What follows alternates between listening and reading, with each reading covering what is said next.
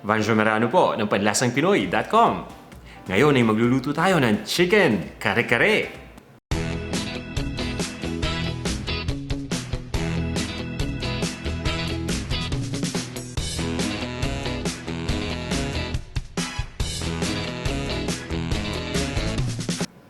Ito yung mga ingredients na gagamitin natin para sa dish na to. Manok, chicken thigh ang gamit nating parte. Ito naman yung bok choy, pwede kang gumamit ng pechay. Talong, sitaw, at peanut butter. Ito yung pampalasa natin. Kagamit din tayo dito ng sibuyas, ng bawang, at ng annatto paste. Pwede rin tayong gumamit dito ng atsuete seeds. Bukod sa mga ingredients na to, gagamit din tayo ng mantika, ng chicken broth, ng cornstarch, at ng bagoong alamang. Yung luto na yung gagamitin natin. At ito naman yung kumpletong lista ng mga ingredients kasama ang sukat ng bawat isa.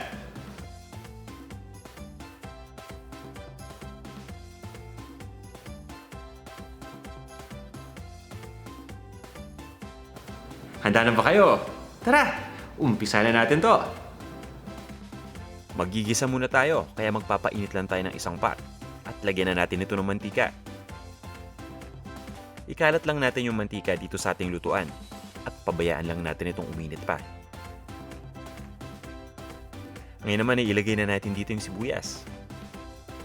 Ang gamit ko dito ay chopped na yellow onions. Pwede kayong gumamit dito ng kahit anong kulay na sibuyas na meron kayo. Igigisa lang natin ito ng mga 30 to 35 seconds. At pagkatapos ay ilalagay na natin yung bawang dito. At eto na yung bawang. Itong bawang naman ay dinikdik lang natin. Pwede nyo pa itong hiwain ng maliliit na peraso kung gusto ninyo. Ituloy lang natin ang paggisa dito ng mga 1 minuto pa. Sa puntong ito, ilagay na natin yung manok. Ang gamit ko dito ay chicken thigh, pero pwede kayong gumamit ng ibang cut ng manok dito, kagaya ng drumstick o ng chicken breast. Nasa sa inyo kung ano yung gusto ninyong gamitin. Lulutuin lang natin yung isang side ng manok ng mga 1 minuto hanggang 1.5 minuto. Pagkatapos babalik rin lang natin ito para maluto naman yung kabilang side. Pagdating dito sa kabilang side, ganun din yung pagluluto natin. Nasa mga 1 to 1.5 minutes din. Ang importante dito sa ginagawa natin ay mapabrown lang natin yung manok. At bago ko nga pala makalimutan, pwede kayong gumamit dito ng boneless na chicken breast kung gusto ninyo yon o boneless na chicken thigh para wala nang abala sa buto, di ba? Ngayong handa na tong manok, ang ginagawa ko dito ay tinutuloy ko pa yung pag-isa ng mga 2 minuto pa. Sinisigurado ko lang na kumapit na yung lasa ng bawang at ng sibuyas dito sa manok.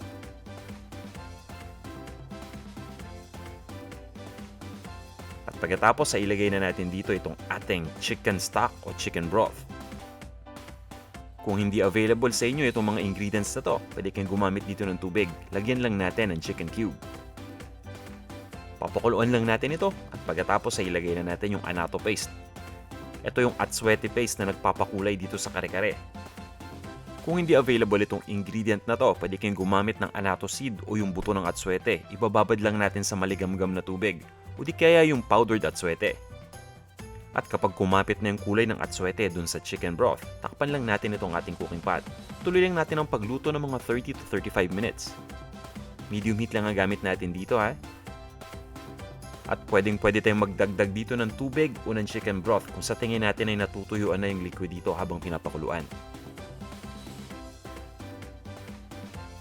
Ngayong ready na itong ating manok, ibig sabihin luto na ito at malambot na. Pwede na nating ilagay dito yung additional na pampalasa.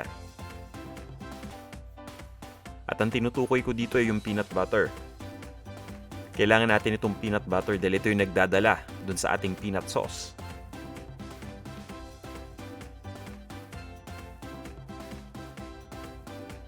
Haluin lang natin ito hanggang sa matunaw na ito ng tuluyan dito sa sauce. Mapapansin niyo unti-unti nang lalapot itong sauce kung natunaw na ng tuluyan yung peanut butter. Pero kung kulang pa rin yung lapot nito, pwede tayong maglagay dito ng cornstarch. I-dilute lang muna natin ito sa tubig. Maglalagay lang muna tayo dito ng mga 1/4 ng total volume. At pagkatapos tansyahin natin kung okay na ba yung thickness na nabigay. Maghintay lang tayo ng mga ilang segundo pagkatapos nating ilagay yung cornstarch. Mapapansin ninyo unti-unti nang lalapot yung sauce.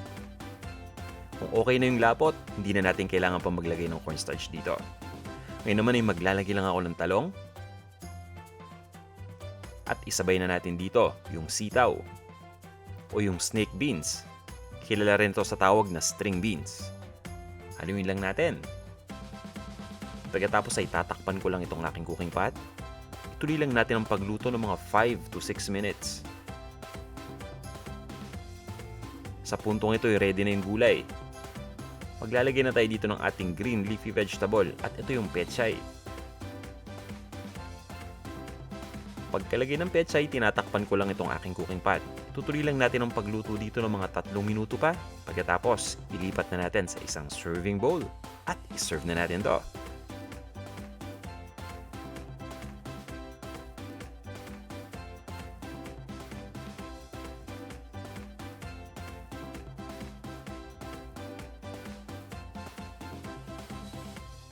Ito na ang ating chicken kare-kare.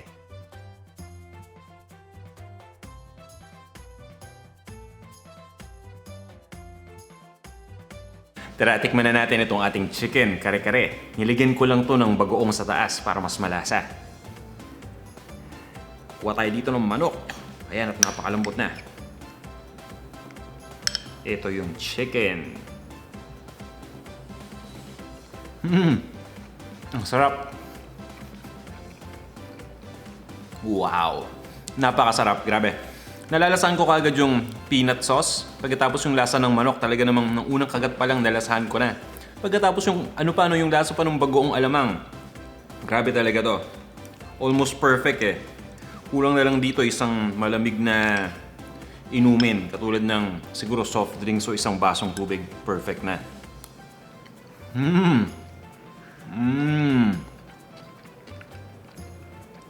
Ang sarap talaga.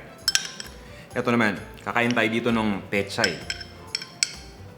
Itong mga gulay natin dito, hindi natin ino-overcook. Para kapag kinakain natin, talagang medyo crisp pa. Narinig nyo naman yun, di ba? Ito yung talong. Talagang inubos ko na, no? Ang sarap. Grabe. Kakainin ko na ito lahat dito sa harapan ninyo.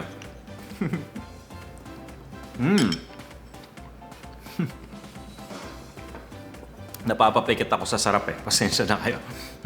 Okay. Talaga tong garantisadong panalong-panalo tong dish na to. Kaya sana subukan niyo tong ating recipe para sa chicken kare-kare. O, di ba? Hindi lang limitado sa baka ang kare-kare. Pwede lang tayong magluto ng kare-kareng manok na katulad nito.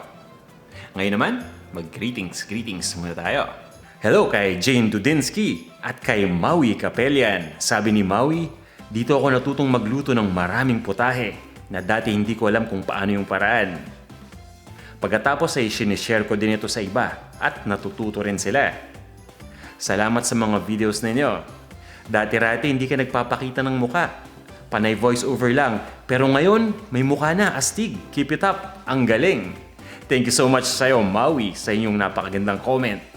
Ito naman kay Roberta Gonzalez. Sabi niya, saludo ko sa inyo at palagi akong nanonood ng mga luto ninyo since 3 years ago pa. Thank you so much sa pagsubaybay, Miss Roberta. At hello rin kay Judy Behana Borasa. Ito naman kay Lorenzo Jr. Entrada. Nagluluto ako ng chicharong bulaklak dati, pero hindi ko mapalutong. Pero nung napanood ko yung video mo, nalaman ko na kung paano yung technique. Maraming salamat, sir. Walang anuman, Sir Lorenzo. Ayan, at eto, galing kay Achilles Dick. Mukhang hindi maganda yung comment niya kasi nang mamak siya. So, minamak niya ako.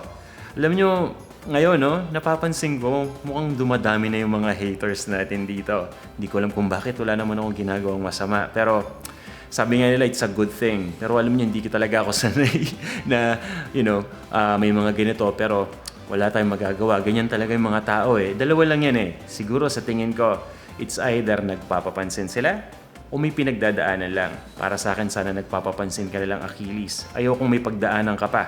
I won't wish anything na masama sa'yo. Kaya, Hello sa iyo, Achilles. Sana'y okay ka na't napansin na kita ha. At salamat sa laging panonood ng mga videos dito sa Panlasang Pinoy. Sa susunod na video, manood ka ulit ha. Ayan. Next ay para kay Mr. Roldan Reyes. Ito si Sir Roldan. Si Sir Roldan lagi tong nakasubaybay. Sir Roldan, hello ulit sa'yo. Hello rin kay Serpentina Gaming. Sabi naman niya, pag galing sa ref ang kaldereta at wala pang sinaing si mama. Ang ginagawa ko dito ay pinapalaman ko lang sa tinapay at nilalagay sa toaster para mainit. O nga no, magandang idea yan. Ito naman, hello kay Kusina PH at kay Beatus Cinematography. Hello rin kay Mary Gail Joy Adia. Hello rin sa'yo, Sofia Tisbe. Sabi niya, nakakagutom naman. Pa-shoutout naman sir, Sofia from Manila. Hello uli sa'yo, Sofia from Manila. Sabi naman ni Comtech, congrats po, nakita ko na po yung commercial ninyo ngayon lang sa ABS-CBN, Home Sweetie Home. Nagulat talaga ako, endorser ka na pala ng Knorr. Knorr din ang gamit ko. Salamat sa paggamit ng Knorr ha, Comtech. At grabe, 2011 pa lang, OFW na ako sa Taiwan ay nanonood na ako ng mga videos ninyo. Videos ninyo nagtuturo sa akin kung paano magluto ng mga paborito kong lutuing Pinoy. Dati ilan pa lang yung video ninyo noon, pero ngayon ang dami nyo na pong subscriber. At may commercial pa po. More power, Sir Vanjo. Congrats po uli. More sub to come. Maraming salamat sa iyo, Comtech. Hello rin kay Inigo Baby. At eto hindi natin kakalimutan para hindi magtampo ang kaibigan natin na si Archie Santos ng Toronto, Ontario, Canada. O Archie binabati na kita ngayon dito. Sana napapanood mo tong video na to. At hello rin kay Eden Alfornon. Si Eden ay kaibigan ni Archie at isa siya dun sa mga dumalo ng ating meet and greet na nasa Pilipinas ako. Hello ulit sa inyo, Archie and Eden. Maraming salamat sa patuloy ninyong suporta. Sana ay may natutunan na naman kayong bago ngayong araw na to. At kung gusto nyo tong ating video, huwag nyo sanang kalimutang i-like ha. At kung hindi pa kayo nagsasubscribe, nandito lang yung subscribe button somewhere sa ibaba ng video. Iniimbitahan ko kayo na mag-subscribe dito sa ating Panlasang Pinoy YouTube channel. Nang sa ganun ma-notify kagad kayo tuwing may bago tayong video na ina-upload.